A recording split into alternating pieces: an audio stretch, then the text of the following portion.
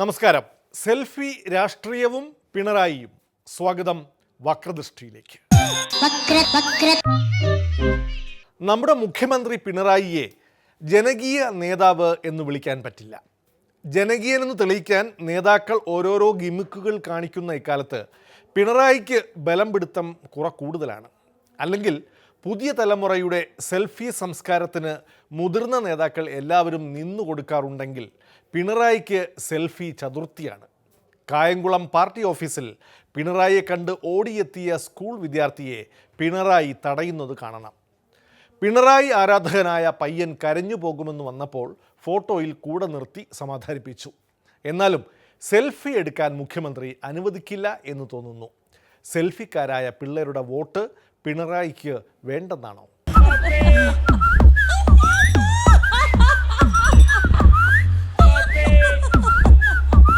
അവൻ്റെ ഒരു മൂവിയിൽ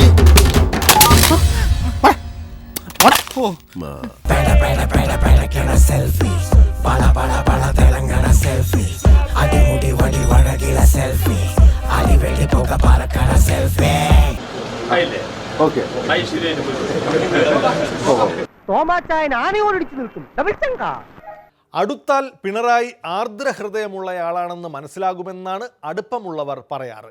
പക്ഷേ കളിയും ചിരിയും ഒന്നും ഇഷ്ടമല്ലാത്ത ഒരു ഗൗരവക്കാരൻ്റെ ഇമേജാണ് പിണറായിക്ക്. പാർട്ടി പരിപാടിയിൽ വരുന്ന നാടൻ പാട്ടുകാരെ വരെ വിരട്ടി ഓടിക്കും.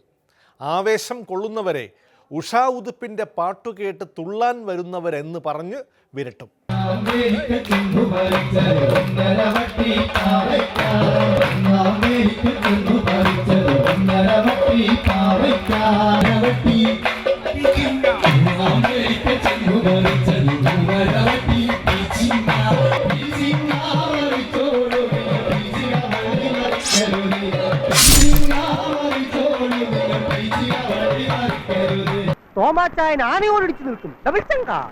നേരെ തിരിച്ചാണ് ഇടതുപക്ഷത്ത് ഉൾപ്പെടെയുള്ള മറ്റു നേതാക്കൾ. UDFിലെ യുവ MLA മാർ സെൽഫിയുടെ ആരാധകരാണ്. DYFI നേതാവ് ചിന്താ ജെറോമിൻ്റെ സെൽഫിയോടുള്ള പ്രത്യയശാസ്ത്രപരമായ വിരോധം മറ്റു യുവജന നേതാക്കൾക്ക് ഇല്ല. ഉമ്മൻചാണ്ടിക്കാണെങ്കിൽ ഓടി വന്ന് കെട്ടിപ്പിടിച്ചാലും കുഴപ്പമില്ല.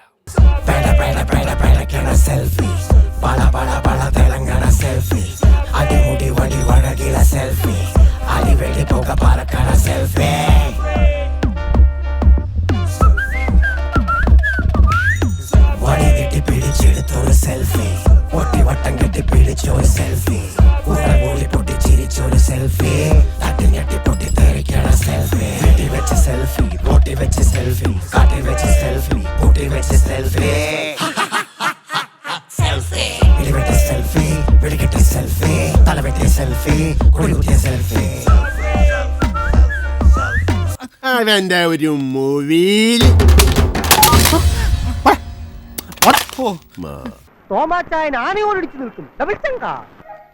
ഉമ്മൻചാണ്ടി എവിടെ നിൽക്കുന്നു? ഇരട്ട ചങ്കുണ്ട് എന്ന് പറയുന്ന അഹങ്കാരിയായ ജനങ്ങളെ ധിക്കാരത്തോടെ മാത്രം കാണുന്ന ഉമ്മ ഉമ്മ ഉമ്മച്ചൻ ഉമ്മ എന്ന് വിളിക്കും.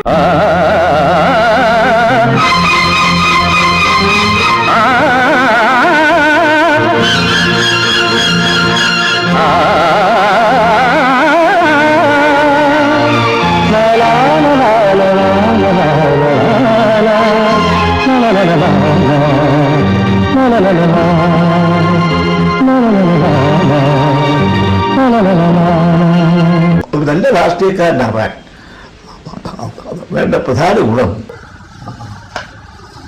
ജനങ്ങളോടുള്ള അടുപ്പം, ജനങ്ങളെ സേവിക്കാനുള്ള സന്നദ്ധത. സഖാവ് കൃഷ്ണപിള്ളയും അഴുക്കോടനും AKജിയും EMS ഒക്കെ ഉണ്ടായിരുന്നെങ്കിൽ നിങ്ങളുടെ പാർട്ടിയിലെ ഇപ്പോഴത്തെ നേതാക്കന്മാരെ മുഴുവനും വെടിവെച്ച് കൊന്നിട്ട് അവര് വീണ്ടും ജയിലിൽ പോയേനെ. ആരാധന മൂത്ത് നോട്ട്ബുക്കിൽ ഓട്ടോഗ്രാഫ് എഴുതി വാങ്ങുന്നതിൻ്റെ പുതിയ രൂപമാണ് ഈ പാവം സെൽഫി. സെൽഫിയോടുള്ള വിരോധം പിണറായി ഒഴിവാക്കണം എന്ന് അഭ്യർത്ഥിച്ചുകൊണ്ട് അടുത്ത വിഷയത്തിലേക്ക് കടക്കാം. ബാർക്കോഴ കേസ് ആവിയായി പോകുന്ന ലക്ഷണമാണ്. KM മാണിക്കെതിരെ തെളിവില്ലെന്നാണ് വിജിലൻസ് ഹൈക്കോടതിയിൽ നൽകിയിരിക്കുന്ന റിപ്പോർട്ട്.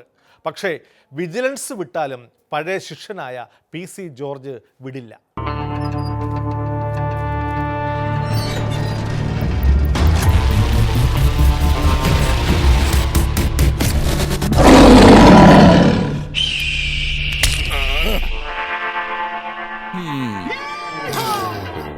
നക്സലേറ്റ് നീ അതായത് KM മാണി ബാർക്കോഴ കേസിൽ കാശ് മേടിച്ചു എന്നതിന് യാതൊരു തർക്കവുമില്ല. വീണ്ടും ഞാൻ പറയുക, ധൈര്യമുണ്ട് അയാൾ എനിക്കെതിരെ കേസ് കൊടുക്കട്ടെ. ഒരു റീ എൻട്രിക്ക് ശ്രമിക്കുമ്പോ ആരംഭത്തിൽ അപമാനം. അതായത് വളരെ വ്യക്തമായിട്ട് ബാർ ഹോട്ടൽ അസോസിയേഷൻ്റെ ഉണ്ണി 2014 ഏപ്രിൽ 28 എന്നോട് നേരിട്ട് പറഞ്ഞു മാണിക്ക് 1 കോടി രൂപ കൊടുത്തു. ഞാൻ KM മാണിയോട് സംസാരിച്ചു. മാണി എന്നോട് സമ്മതിച്ചു 1 കോടി. 5 കോടിയും തർക്കം വന്നാൽ ഞാൻ നേരിട്ട് ചോദിച്ചു. 1 വാങ്ങിയുള്ളൂ അങ്ങനെ എന്നോട് സമ്മതിച്ചത്. ദൈവം സാക്ഷി. ഒരു ചാക്ക് റേഷൻ പഞ്ചസാര പലചരക്ക് കടക്കാരൻ ദിവാകരനും മറച്ചു വിറ്റ കാര്യം ഞാൻ ആരെങ്കിലും പറഞ്ഞിട്ടുണ്ടോ? നല്ല പുഴുക്കലരി വന്നപ്പോ പാരവണ്ടിക്ക് രാഖി രാമായണം തന്റെ വീട്ടിലെത്തിച്ച ഞാൻ ആരോടെങ്കിലും പറഞ്ഞിട്ടുണ്ടോ? ഈ നിമിഷം വരെ പറഞ്ഞിട്ടുണ്ടോ? പറയൂല. അതാണ് സുന്ദരേശ്. സോളാർ വിവാദവും ബാർക്കോഴ കേസുമാണ് UDFനെ കഴിഞ്ഞ തെരഞ്ഞെടുപ്പിൽ തറ പറ്റിച്ചത്. അഴിമതി വിരുദ്ധ പ്രതിച്ഛായയുമായി വന്ന LDF സർക്കാരിൻ്റെ വിജിലൻസ് മാണി സാറിനെ കുറ്റവിമുക്തമാക്കുമ്പോൾ വിജയച്ചിരി KM മാണിയുടേതാണ്. CPM ഇനി ഈ കേസ് കൊണ്ട് നടക്കുമോ എന്നറിയണം. ഒരു കാര്യമുണ്ട്, ഈ ഗവൺമെൻറ് പിണറായി സർക്കാർ ഇപ്പോൾ ചെയ്യുന്നത് വളരെ നല്ല കാര്യം. എന്താണെന്നറിയാമോ? ഛർദ്ദിച്ചത് അതേപടി എടുത്ത് വിഴുങ്ങുക. അഴിമതിക്കാരനായ മാണി ബഡ്ജറ്റ് അവതരിപ്പിക്കാൻ പാടില്ല. ആ മാണിയെ വെള്ള പൂശാൻ ആ സമരക്കാരായ ഇടതുപക്ഷം തയ്യാറാകുമെന്ന് പറഞ്ഞാൽ ഈനാം ബീച്ചിക്ക് മരപ്പെട്ടി കൂട്ട് അത്രയുള്ളതിനർത്ഥം. തോമസ് ചാണ്ടി മനഃപൂർവ്വം ഭൂമി കയ്യേറിയിട്ടില്ലെന്ന് കോടതി. KM മാണിക്കും K ബാബുവിനുമെതിരെ തെളിവില്ല. അഴിമതി കേസുകളെല്ലാം ഇങ്ങനെ ആവിയായി പോകുമ്പോൾ നമ്മുടെ രാഷ്ട്രീയം എത്രമാത്രം സംശുദ്ധമായിരുന്നു എന്ന് തിരുത്തി വായിക്കേണ്ടി വരുമോ? ഇപ്പം മാണി പോലും കള്ളനല്ലെന്നാണ് പറയുന്നത്. ബാബു നിരപരാധിയാണ് മന്ത്രി. അപ്പോൾ എനിക്ക് തോന്നി ഇപ്പോൾ ആകെപ്പാടെ ഇനി കള്ളന്മാരായിട്ടുള്ളത് രാഷ്ട്രീയത്തിൽ നിന്ന് AK ആൻ്റണി, ഭയങ്കര കൈക്കൂലിക്കാരൻ, പിന്നെ AK ഗോപാലൻ, EM ശങ്കരൻ നമ്പൂതിരിപ്പാട്, ഇങ്ങനെ കുറച്ച് പേരേ ഉള്ളു കള്ളന്മാർ. ബാക്കിയെല്ലാം മാന്യന്മാരാണ്, നിരപരാധികളും സത്യസന്ധന്മാരും. AK ആൻ്റണിയും AKജിയും EM ശങ്കരൻ നമ്പൂതിരിപ്പാടും EK നയനാരെ കൂടെ കൊടുത്തു. ഇത്രയും കള്ളന്മാരേ ഉള്ളൂ, ബാക്കി എല്ലാം മാന്യന്മാരാണ് കേരളത്തിൽ. സഹതാപമുണ്ട്, പുച്ഛം തോന്നുന്നു. എന്തായാലും കോടതി നടപടികളിൽ പ്രതീക്ഷ അർപ്പിച്ച് പുതിയ പ്രതിച്ഛായയോടെ ആയിരിക്കും KM മാണി ഭാവി രാഷ്ട്രീയം ആസൂത്രണം ചെയ്യുക. അതിനു മുമ്പ് മുന്നണി പ്രവേശനം എന്ന ബേജാറൊന്നും KM മാണിക്കില്ല. സമയമാവുമ്പോൾ മുന്നണികൾ ഇങ്ങോട്ട് അന്വേഷിച്ച് വരുമെന്നാണ് മാണി സാറിൻ്റെ ഒരിത്. ആ സമീപന രേഖയുമായി യോജിക്കുന്നവരുമായി നമ്മൾ കൈകോർക്കും. അല്ലാതെ നമ്മൾ അങ്ങോട്ടാണോ ഇങ്ങോട്ടാണോ ഇടത്താണോ LDF ആണോ UDF ആണോ എന്നൊരു ചർച്ചയേ ഇല്ല. അതാ ഞാൻ പറഞ്ഞ മുന്നണിയേക്കാൾ പ്രധാനം നമുക്ക് പദ്ധതികൾക്കാണ്. നമ്മുടേതായ അജണ്ട പ്രയോറിറ്റീസ് അതുമായി യോജിക്കുന്നവരുമായി നമ്മൾ കൈകോർക്കും. എടി പെണ്ണേ, നിന്റെ ചാട്ട എങ്ങോട്ടാണെന്നൊക്കെ എനിക്ക് മനസ്സിലാവുന്നുണ്ട്. യോജിക്കുന്ന കക്ഷികളുമായിട്ട് നമ്മൾ യോജിക്കും. അതിനകത്ത് ഇടത്തുനിന്നോ വലത്തുനിന്നോ LDF എന്നോ UDF എന്നോ ഒന്നുമില്ല. അതുകൊണ്ട് അതിനെപ്പറ്റി ഒന്നും വിഷമിക്കേണ്ട. നമ്മൾ ആരുടെയും പുറകെയൊന്നും പോകുന്ന പ്രശ്നമില്ല. നമുക്ക് പദ്ധതിയുമായിട്ട് യോജിക്കുന്നവരുമായിട്ട് നമ്മൾ യോജിക്കും. അനുരാഗവിലോചനായി അതിലേറെ മോഹിതനായി പടിമേലെ നിൽക്കും ചന്ദ്രനോ തിടുക്കം. നമുക്ക് നല്ലൊരു ശോഭനമായ ഭാവിയാണുള്ളത്. അയ്യോ എന്താ ഇനി എന്താ നമ്മളെങ്ങോട്ടാ ചെല്ലുന്നിടത്തൊക്കെ അയ്യോ ഇനി നമുക്ക് കൂട്ടില്ലേ, മുമ്പിലേ വേണ്ടേ, എന്തിനീ പരിഭ്രമം? അതാണ് നമ്മുടെ അജണ്ട. നമ്മുടെ പുറകെ വരുമല്ല, അത് കാര്യമൊന്നുമില്ല.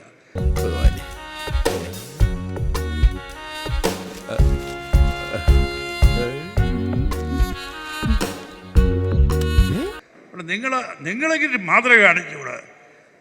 നമ്മുടെ അടുത്തേക്ക് വരുന്ന പ്രവർത്തകർ ചുമ്മാ വരട്ടെ എന്ന് പറയണം. സമയം വരുമ്പോൾ എല്ലാവരും നമ്മുടെ അജണ്ട ഇതാ യോജിക്കുന്നവരും എല്ലാവരും യോജിക്കാനായിട്ട് വരും. അയ്യോ ഞങ്ങൾ തയ്യാറാകുന്നത് ആത്മാർത്ഥമായി യോജിക്കുന്നവരുമായി നമ്മൾ യോജിക്കും.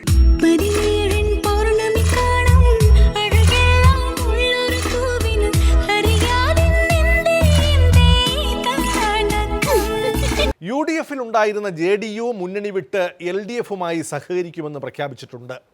KM മാണിക്കും അത് പ്രചോദനമായെന്ന് തോന്നുന്നു. LDFിലേക്ക് പോയ വീരേന്ദ്രകുമാറിൻ്റെ തീരുമാനം അവരുടെ സ്വന്തമായ തീരുമാനമാണ്. ആ തീരുമാനം ഓരോ പാർട്ടിക്കും ഓരോ വ്യക്തിക്കും രാഷ്ട്രീയ തീരുമാനങ്ങൾ എടുക്കാനുള്ള സ്വാതന്ത്ര്യമുണ്ട്. ഞാനതേപ്പറ്റി കമൻറ്റ് ചെയ്തിട്ട് കാര്യമില്ല. ബാലേട്ടൻ എങ്ങനെയെങ്കിലും ഞങ്ങളെ രക്ഷപ്പെടുത്തണം. ഞാൻ ഇതുവരെ രക്ഷപ്പെട്ടിട്ടില്ല, പിന്നെ ഞാൻ നിങ്ങളെ രക്ഷപ്പെടുത്തും. എന്താ ഇതുമായിട്ടാണോ ബന്ധിപ്പിക്കുന്നത്? കേരള കോൺഗ്രസ് അത് നേരെ അങ്ങ് ചോദിച്ചാൽ മതിയല്ലോ, അതിന് മറ്റേ വളഞ്ഞ വഴിയൊന്നും. പാർട്ടി ആഗ്രഹിക്കുന്നത് LDF പ്രവേശനമാണെന്ന് വ്യക്തം. കാരണം അടുത്തിടെയായി സർക്കാർ വിമർശനം ഒന്നുമില്ല. എല്ലാ കാലഘട്ടങ്ങളിലും എല്ലാ മുഖ്യമന്ത്രിമാരും അല്ലെങ്കിൽ മന്ത്രിമാരും ചിലപ്പോൾ ഹെലികോപ്റ്ററിൽ യാത്ര ചെയ്തിട്ടുണ്ട്. അതുകൊണ്ട് ഹെലികോപ്റ്ററിൽ യാത്ര ചെയ്തത് ഒരു കുറ്റമായിട്ട് ഞാൻ കാണുന്നില്ല. ദുരിതാശ്വാസ ഫണ്ടിൽ നിന്ന് ചെലവഴിച്ചാൽ അത് വീണ്ടും നികത്താൻ വേണ്ടി ദുരിതാശ്വാസ ഫണ്ടിലേക്ക് രൂപ കൊടുത്താൽ മതി. എന്നെ തിരിച്ചറിയാൻ വൈകിപ്പോയി സുഹൃത്തെ. നടൻ ജോയി മാത്യു കോഴിക്കോട്ട് നിന്ന് നേരെ വണ്ടി പിടിച്ച് തിരുവനന്തപുരത്ത് സമരം ചെയ്യുന്ന ശ്രീജിത്തിന് പിന്തുണ നൽകാനെത്തിയിരുന്നു. സമൂഹ മാധ്യമ കൂട്ടായ്മകളുടെ ആഹ്വാനപ്രകാരമാണ് ജോയി മാത്യു എത്തിയത്. സോഷ്യൽ മീഡിയ പ്ലാറ്റ്ഫോമുകളിലെ യോദ്ധാക്കളുടെ ഇഷ്ടതാരവുമാണ് ജോയി മാത്യു. ഇന്നെന്താ ഫ്രണ്ട്സ് ഡേ? നാട് കാണി ചുരത്തിന്റെ നെറുകയിൽ നിന്നുകൊണ്ട് നാട് കാണാൻ വരുമോ നീ തത്തമ്മേ, സ്വന്തം നാട് കാണാൻ വരുമോ നീ തത്തമ്മേ. നീതിക്ക് വേണ്ടിയുള്ള സമരമാണ്. ഏതെങ്കിലും ഒരു കക്ഷി രാഷ്ട്രീയത്തിൻ്റെ ഒരു അധികാരം പിടിച്ചെടുക്കാനോ അല്ലെങ്കിൽ ഭരണത്തിലുള്ളവരെ താഴെ ഇറക്കാനോ ഒന്നുമല്ല. നീതിക്ക് വേണ്ടി ശബ്ദമുയർത്താൻ ഇന്ന് സാധിക്കുന്നത് സോഷ്യൽ മീഡിയ മാത്രമാണ്. കക്ഷി രാഷ്ട്രീയ ഭേദമന്യേ അല്ലെങ്കിൽ നിക്ഷിപ്ത താല്പര്യങ്ങൾക്കപ്പുറം ജാതി ചിന്തകൾക്കപ്പുറം ചിന്തിക്കുന്ന ഒരു വലിയൊരു ഗ്രൂപ്പുണ്ട്, വലിയൊരു ജനറേഷൻ, വലിയൊരു ജനക്കൂട്ടമുണ്ട്. അവരുള്ള കാലത്തോളം നീതിക്ക് വേണ്ടിയുള്ള സമരം തുടരും. ഞാൻ ആ സമരത്തിന്റെ പക്ഷത്താണല്ലോ. പട്ടുമെട്ട തള്ളയെണ്ണ പങ്കയിട്ട് കൊങ്ക രണ്ടും ആട്ടിയുറക്കിട്ട പൊന്നും ദേഹത്ത് ആ പച്ച മണ്ണിൽ കിടത്തിട്ട് മണ്ണുമിട്ട് മടങ്ങുമ്പോൾ കർമ്മം ചെയ്യാൻ ആരുമില്ല സ്ഥാനത്ത്. കഷ്ടം കർമ്മം ചെയ്യാൻ ആരുമില്ല സ്ഥാനത്ത്. സംഘടനകളെയും സംഘടിത രാഷ്ട്രീയ പാർട്ടികളെയും എതിർക്കുന്നവരാണ് ഫേസ്ബുക്കുകൾ എന്നറിയപ്പെടുന്ന ഈ സമൂഹ മാധ്യമ യോദ്ധാക്കൾ. അവരുടെ ആശാനെന്ന നിലയിൽ ജോയി മാത്യു സമരസ്ഥലത്ത് ഒരു സംഘടനക്കാരനെ ഓടിച്ചുവിടുന്നു. പ്രതിപക്ഷ നേതാവിനെ കൈകാര്യം ചെയ്തതിനെ ശ്ലാഘിക്കുകയും ചെയ്യുന്നു. എന്ന് വെച്ച് ജോയി മാത്യു ഈ ചെറുപ്പക്കാരുടെ നേതൃത്വം ഏറ്റെടുക്കുമെന്ന് കരുതേണ്ട. കാരണം നേതാവും സംഘടനയും ഇല്ലാത്ത മുല്ലപ്പൂ വിപ്ലവമാണ് പഴയ വിപ്ലവകാരിയായ ജോയി മാത്യുവും കാക്ഷിക്കുന്നത്. എനിക്കൊരു അഭിപ്രായമുണ്ട്. ജയ്ഹിന്ദ് പൗരാവകാശ സമിതിയുടെ സംസ്ഥാന പ്രസിഡന്റ് അല്ല, അങ്ങനത്തെ ഈ ഔദ്യോഗിക പദവികളൊന്നും ഇവിടെ ഇല്ല. അങ്ങനെയൊന്നുമില്ല. നിങ്ങൾ ജയ്ഹിന്ദോ ഭാരത് അല്ലല്ല വേണ്ട, നിങ്ങളുടെ സംഘടന പിന്നോട് പ്രഖ്യാപിക്കണ്ട. അല്ലാതെ ഞങ്ങൾ പ്രഖ്യാപിച്ചിട്ടുണ്ട്. ഇത്തരം അവസരങ്ങളിൽ നിങ്ങളുടെ ഈ സംഘടനയുടെ പേരും പറഞ്ഞിട്ട് ഇതിന്റെ പിന്തുണ ആവശ്യമില്ല. നിങ്ങൾ മറുപടി പറഞ്ഞാൽ മതി. നിങ്ങൾ ഇവിടെ നിന്ന് പറയുന്നതിന് അല്ലല്ല, എന്റെ അടുത്തിരുന്ന് പറയേണ്ട കാര്യമില്ല. കാരണം എനിക്ക് ഇങ്ങനത്തെ ഒരു സംഘടനയായിട്ട് വന്നില്ല. നിങ്ങൾ പുറത്തിരുന്ന് പറഞ്ഞോ. നിങ്ങൾ ഇവിടെ ഇരുന്ന് പറയുന്നത് ജയ്ഹിന്ദ് സംഘടന. ഇവിടെ എല്ലാവർക്കും രാഷ്ട്രീയമുണ്ട്. ജോയ് സാറിന് രാഷ്ട്രീയമുണ്ട്, എനിക്ക് രാഷ്ട്രീയമുണ്ട്. എന്നാ പിന്നെ ജയ്ഹിന്ദ് പറയണ്ട, നിങ്ങളുടെ പേര് പറയൂ. നിങ്ങളുടെ പേര് പറയൂ. നിങ്ങളുടെ സംഘടനയെ പറ്റി ഞങ്ങൾ കേട്ടിട്ടില്ല ഇതുവരെ. എന്ത് സംഘടന ഇത് നിങ്ങൾ കേട്ടിട്ടുണ്ടോ? പത്രം വായിക്കേ. ഇത് കോമഡി പറയല്ലേ. ഇങ്ങനത്തെ ആൾക്കാരാണ് ഇവിടെ എന്തെങ്കിലും ഒരു സമരം, ഒരു നീതിക്ക് വേണ്ടിയുള്ള സമരം നടക്കുമ്പോൾ ഇത്തരം സംഘടനാ പ്രവർത്തകർ ഇതിൽ വന്നു കയറുകയും രാഷ്ട്രീയക്കാർ വന്നു കയറുകയും ഞങ്ങളുടെ ഐക്യദാർഢ്യം. ഇവരെന്തിനാ ഐക്യദാർഢ്യം? ഇവരുടെ ഐക്യദാർഢ്യം ആവശ്യമില്ല. അങ്ങനെ പറയാൻ പറ്റണം. അങ്ങനെ പറയാൻ പറ്റുന്ന ചെറുപ്പക്കാരുണ്ടാവണം അവിടെ. നിങ്ങൾ വേണ്ട. ഇവിടെ രമേശ് ചെന്നിത്തല വന്നപ്പോൾ ഓടിച്ചല്ലോ അല്ലേ? എന്ത് ബ്യൂട്ടിഫുൾ സംഭവം അത്. എല്ലാരും കൈവച്ചല്ലോ, ഇനി ആർക്കും പരാതിയില്ലല്ലോ. ഇതൊരു കാര്യം മറ്റേടത്ത് ഐഡിയ ആയിപ്പോയി. ഇല്ല, നമ്മൾ നീതിബോധം എന്നുള്ളൊരു അത് ആർക്കായാലും ഇപ്പൊ ഞാൻ പറയട്ടെ, ഒരു സംഘപരിവാറിനായാലും ഒരു മാർക്സിസ്റ്റുകാരനാണ് ആയാലും കോൺഗ്രസ്സുകാരനാണെങ്കിലും ലീഗുകാരനാണെങ്കിലും BJP-ക്കാർ ആർക്കും ഇത്തരം ഒരു സിറ്റുവേഷൻ ഉണ്ടാവാം. നാളെ ഉണ്ടാകുമ്പോൾ അവിടെ മനുഷ്യർ ഒറ്റക്കെട്ടായി നിൽക്കണം. വോട്ട് ചെയ്യുമ്പോൾ നിങ്ങൾ ഇഷ്ടമുള്ളതൊക്കെ വോട്ട് ചെയ്തോ, അതിൽ നമ്മൾ ഇടപെടുന്നില്ല. ആർക്ക് വോട്ട് ചെയ്യണം എന്നുള്ള അവരുടെ കാര്യം. പക്ഷേ ഇങ്ങനൊരു ഇഷ്യൂ വരുമ്പോൾ, സോഷ്യൽ ഇഷ്യൂ വരുമ്പോൾ നാളെ ഇത് ചിലപ്പോൾ CBI അന്വേഷണം ചിലപ്പോൾ ഒഴിവാക്കാം, ഏറ്റെടുക്കാതിരിക്കാം. നമ്മൾ ഏറ്റവും മോശപ്പെട്ട തന്നെ പ്രതീക്ഷിക്കണം. നാളെ ഒരു പോലീസുകാരൻ തോന്നരുത് ഇങ്ങനൊരു അക്രമം ചെയ്യാൻ. നാളെ ചോദിക്കാൻ ചെറുപ്പക്കാരുണ്ടാവും, നിരാഹാരം കിടക്കാൻ സഹോദരനുണ്ടാവും, കൂടെ നിൽക്കാൻ ഞങ്ങളെപ്പോലെ ആൾക്കാരുണ്ടാവും. ഇതാണ് പോലീസ് മനസ്സിലാക്കേണ്ടത്. ഒരു കാരണവശാലും രാഷ്ട്രീയക്കാരൊക്കെ വന്നോട്ടെ, സഹായിച്ചിട്ട് സ്നേഹമൊക്കെ പറഞ്ഞോട്ടെ, അതൊന്നും നമുക്ക് ഒരു കുഴപ്പമില്ല. ഞങ്ങളുടെ ഐക്യദാർഢ്യമൊന്നും സംഘടനാപരമായി ഇതുകൾ ആകരുത്. ചങ്ങായിമാരായാലേ ഇങ്ങനെ തന്നെ വേണം. മൂരി പോലെ നടക്കുന്ന മനുജ നിന്നവസാനം പാടുവിടും മരണത്തെ ചിന്തിച്ചോ, കട്ടപ്പാടുവിടും മരണത്തെ ചിന്തിച്ചോ. അപ്പറഞ്ഞതൊരു പോയിന്റ്. വക്രദൃഷ്ടിയിൽ ഇനി ഇടവേളയാണ്. ഗാന്ധിയനായി മോദി. സ്വന്തം ചർക്കയിൽ സ്വയം നൂൽക്കുന്ന നൂൽ കൊണ്ട് നെയ്യുന്ന വസ്ത്രങ്ങൾ മാത്രമേ ധരിക്കാറുള്ളൂ എന്ന നഗ്നസത്യം നിങ്ങൾ അറിയിക്കുന്നതിൽ എനിക്ക് അതിയായ അഭിമാനമുണ്ട്.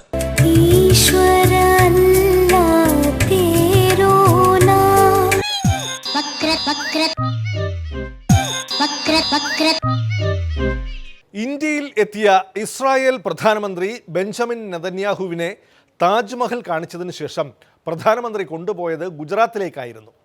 UP മുഖ്യമന്ത്രി പോലും വെറുക്കുന്ന മുഗൾ സ്മാരകവും ഗാന്ധിജിയുടെ ചർക്കയുമൊക്കെയേ ഇന്ത്യൻ പൈതൃകമായി നരേന്ദ്രമോദിക്ക് കാണിക്കാൻ പറ്റുകയുള്ളൂ. മേക്ക് ഇൻ ഇന്ത്യ പദ്ധതി പ്രകാരം ഇന്ത്യക്കാർ വിദേശ വസ്ത്രം ബഹിഷ്കരിച്ച് സ്വന്തം വസ്ത്രം നെയ്ത് ധരിക്കുന്നത് മോദി നെതന്യാഹുവിന് കാട്ടിക്കൊടുത്തു. രഘുപതി രാഘവ രാജാ രാം പതിത പാവന സീതാരാം സീതാരാം സീതാരാം ഭജ പ്യാരേ തൂ സീതാരാം. ഗാന്ധിയൻ പാരമ്പര്യം അണുവിട വിടാതെ ആദർശം കണ്ണിലെ കൃഷ്ണമണി പോലെ കാത്തു സൂക്ഷിക്കുന്ന പ്രകൃതി സ്നേഹിയും മദ്യവർജന ഫോറത്തിന്റെ പ്രസിഡന്റും തികഞ്ഞ ഗാന്ധിയനുമായ ശ്രീ മാധവൻ നായർ സ്വന്തം ചർക്കയിൽ സ്വയം നൂൽക്കുന്ന നൂൽ കൊണ്ട് നെയ്യുന്ന വസ്ത്രങ്ങൾ മാത്രമേ ധരിക്കാറുള്ളൂ എന്ന നഗ്നസത്യം നിങ്ങൾ അറിയിക്കുന്നതിൽ എനിക്ക് അതിയായ അഭിമാനമുണ്ട്.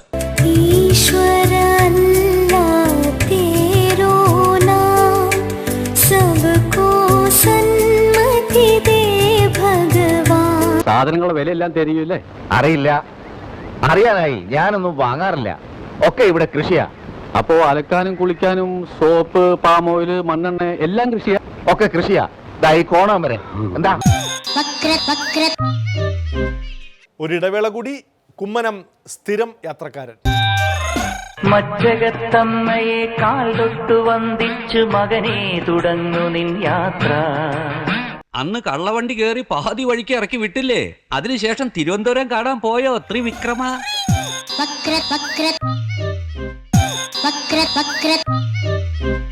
BJP പ്രസിഡന്റ് കുമ്മനം രാജശേഖരൻ ഒരു സ്ഥിരം യാത്രക്കാരനാണ്. നമ്മൾ കൊച്ചി മെട്രോയിൽ കയറി അങ്ങോട്ടും ഇങ്ങോട്ടും പോകുന്നത് പോലെ ഉള്ളൂ കുമ്മനത്തിന് രാഷ്ട്രീയ യാത്രകളും. കേരള രക്ഷായാത്ര കഴിഞ്ഞ് അധികം നാളായില്ല. ഇപ്പോഴിതാ വികാസയാത്രയുമായി ജില്ലകളിൽ കറങ്ങുകയാണ് കുമ്മനം.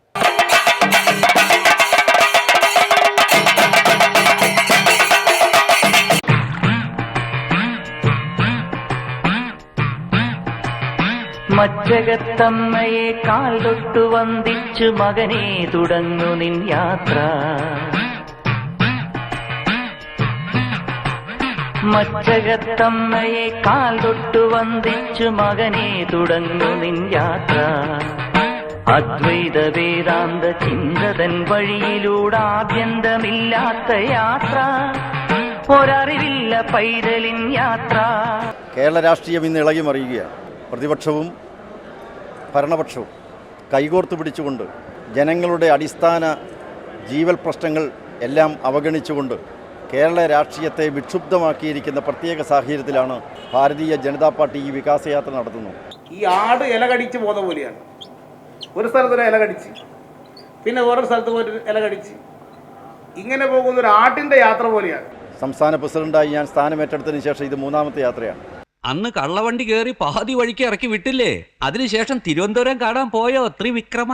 അയ്യോ ഓർമ്മിപ്പിക്കല്ലേ പൊന്നെ. താൻ താൻ നിരന്തരം ചെയ്തോരു കർമ്മഫലദോഷങ്ങൾ തീർക്കുന്ന യാത്ര.